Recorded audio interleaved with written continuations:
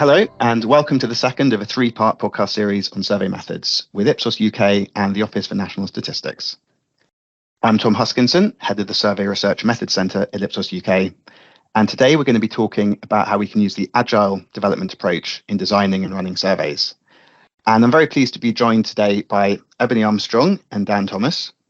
Ebony's a senior data specialist in the government's Data Quality Hub, and Dan is a research officer working in the Government Statistical Services Harmonisation Team. And both Ebony and Dan are based at the Office for National Statistics. So a very warm welcome to you, Ebony and Dan, to the podcast today.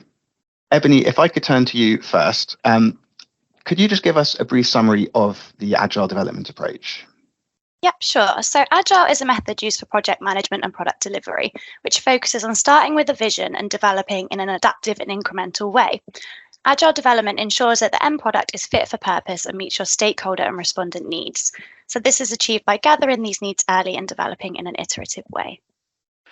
Okay, and quite recently you have published a new online toolkit all about Agile, and it says online, can be found online. It says it's aimed at anyone involved in survey design, so useful for anyone in this field, and it goes through each Agile phase of survey development. So it was published earlier this year. Dan, could you give us a little bit of an overview of this toolkit for us, please? Sure, thanks, Tom. Yeah, very happy to be here talking about it. So we've developed and published a toolkit that provides an overview of how to implement Agile methodology within a survey development context. So the first thing I want to say about the toolkit is that it's exactly as described. It's a toolkit. It isn't a list of prescriptive rules that need to be followed exactly. It can be used by anyone, whatever the size, scope, or budget of your project. We really wanted to design something that anyone could use. So therefore, we've designed the toolkit to be educational and adaptable, and you can look at it while thinking about your individual project and plan your research based on your own work, resource, and needs. The toolkit's presented in two key parts. The first part is about the different Agile phases, and the second part is all about the research methods you can use within a survey context. There's lots of really useful information in there, whatever your exact role or job is. Sure. Okay. And I mean, the kind of Agile approaches have been around for a little amount of time, but it'd be interesting to know a little bit of the history behind the toolkit. So kind of what was it that actually made you think we need to develop this toolkit and put it together? So through our work, we identified that people were facing challenges such as a lack of time, money and resources to complete their projects. We designed this guidance to be sort of a plug and play piece. So as Dan mentioned, it's not something you follow prescriptively. We wanted to design something that people could read, understand, and then apply to their own projects and circumstances, instead of just following a list of instructions. And it ties into the 3 levels of respondent-centered design guidance that's also been created and been a focus of one of these podcasts. And this guidance helps you to make those informed decisions on how much research and design is needed to design your survey. So with Agile not being a familiar methodology in survey design, we needed to help people to join the dots and identify what working in Agile could look like for them.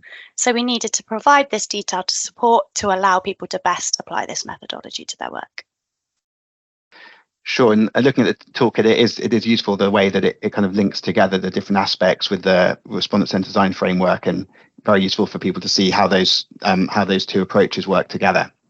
So, I mean, if we think a little bit about how Agile, looks in practice, if we're working in an Agile way, what are the separate phases and how do the phases relate to each other? Dan, can you tell us a little about that, please? Sure. So there are 4 main phases of Agile development, and each one serves a different purpose throughout the life cycle of your project.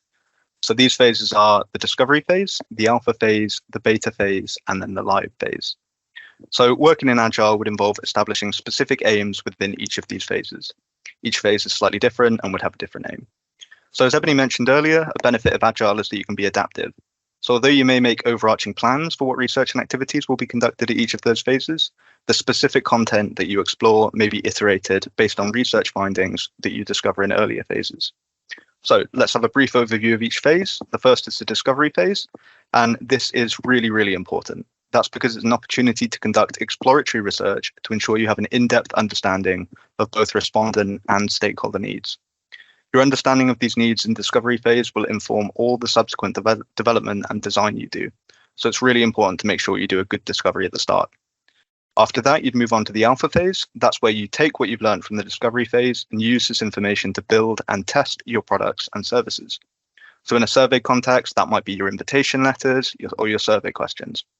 You design these based on discovery research, and then you test them through further research activities. You then move on to the third phase, which is the beta phase. So you begin this phase once the designs you produced in alpha are testing successfully. Beta is where you introduce quantitative testing into your development, ideally with the sample as much as possible that represents your intended sample of your finalized survey. The final phase we'll be talking about now then would be the live phase. This phase begins when, as the name would suggest, you make your survey live. So this is all about monitoring your survey's performance and continuing to improve your survey over time. That's a very high level overview due to the time we've got. There's much more information online in the toolkit if anyone wants to learn more. So these phases would outline the work you'll undertake during Agile development. And as we've mentioned, the key benefit of working in Agile is that it's flexible rather than rigid. Let's say you design survey items in the alpha phase and discover there are issues with them. You can return to discovery to gather more respondent insights to inform your design and improve it. Sure. And I mean, looking at those stages, it is very nice to know that if something doesn't work out, you've got the flexibility of going back and you're not stuck and a hostage to fortune. I mean, if we take that kind of framework and try and think about how it might actually work in a sort of hypothetical survey, like a real survey that we might do. So let's imagine that we want to carry out a longitudinal survey, and our aim is to gather high quality data. We're looking at the spending patterns of individuals and households. And we want to develop a diary in which our participants will keep a record of their expenditure each week in order to get an accurate picture across the country of individual and household spending patterns. So this is the sort of thing that, is not an uncommon approach for a high quality social survey. So imagine, if we've got a certain window for the discovery phase, maybe it's 4 months. But we do have certain budget limitations. So, if we think of this hypothetical survey, could you give us a little bit of an overview as to how we could use the Agile toolkit in this instance? Sure, great question. So first and foremost, to anyone that's interested in using the toolkit, I'd recommend reading through the main sections just so you have a general understanding of the whole Agile process before you get started. Although we'll be discussing the discovery phase now, for example, it's really useful to have an understanding as alpha, as your findings from discovery will inform the work you undertake there. As we mentioned earlier, the toolkit's split into 2 parts. So we'll start by thinking about this task from an Agile perspective, and then we'll think about the research methods. So from an Agile perspective, what are our aims in the discovery phase? Well, we want to establish and understand what the product is that we're being asked to work on, and also what are the needs of both our respondents and our data users. We're gathering these insights now so that we can ensure we design effective products, such as the diary, the accompanying guidance, any respondent comms, when we get to that in the alpha phase.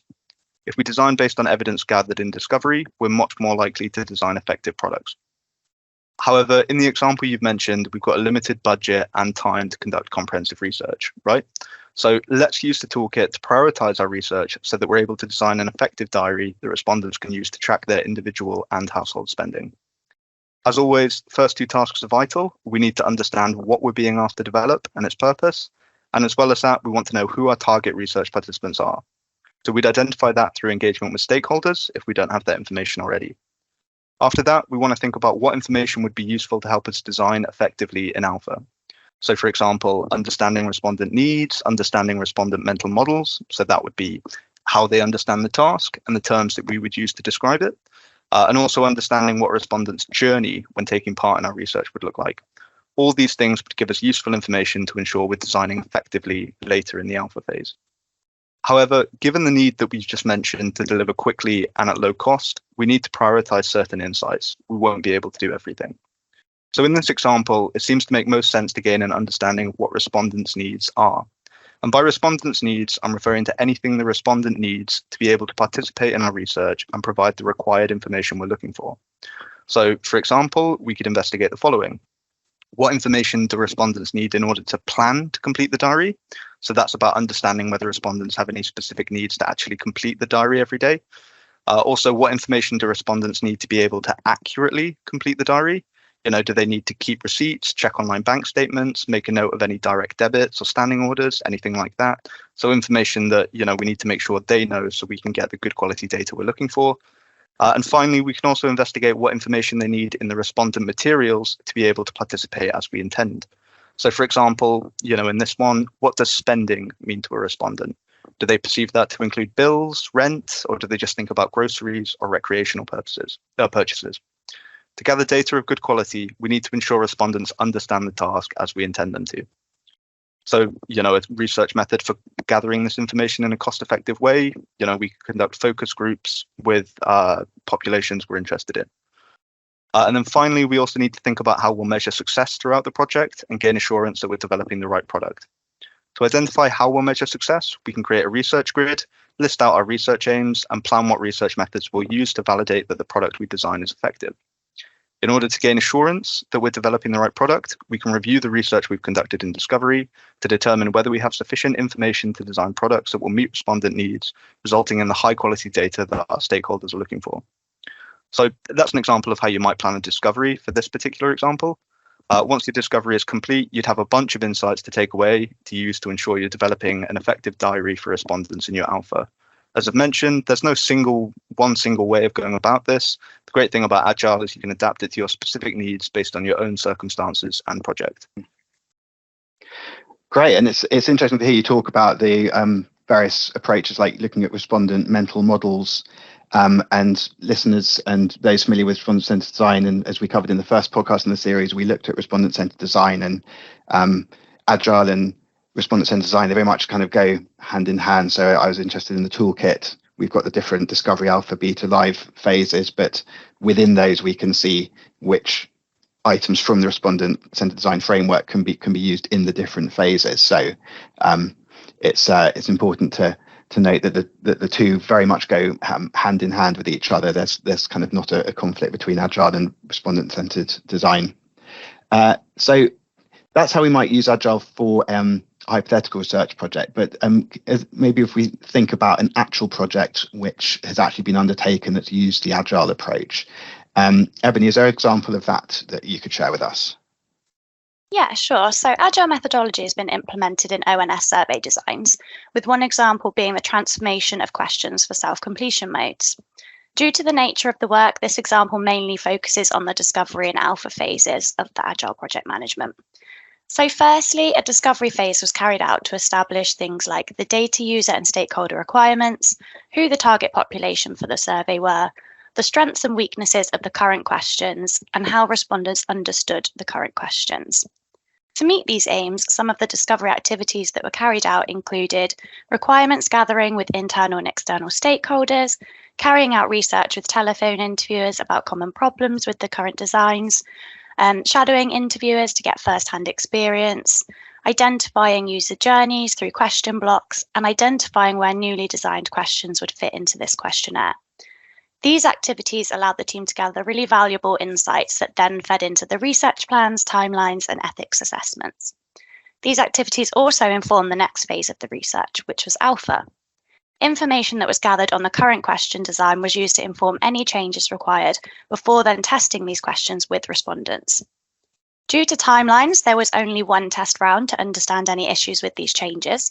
The test round used cognibility testing, so that is cognitive and usability testing combined in one session, with respondents who represented the target population.